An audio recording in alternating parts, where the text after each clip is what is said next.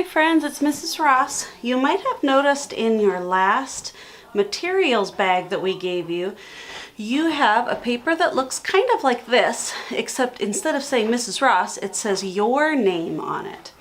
Now, when we put these together for you, we put your name 4 times on some lines. There's a top line, a middle line that has dashes all the way through, and then the bottom line is another solid line down toward the bottom.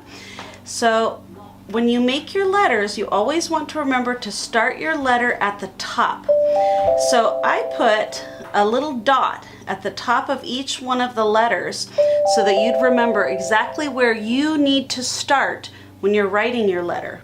Now, you can use any sort of washable marker on this, and you'll want to keep a wet paper towel handy so you can wipe it off and do it again.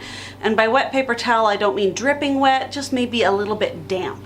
So I'm going to start my letter right at that dot, and I'm going to trace right over my letter. I can even say the letter as I trace it. Start at the dot, R, start at the dot, S, and notice that I'm staying right on those lines as I'm doing my letters. So I'm going to do, just as I said that, I went off the line.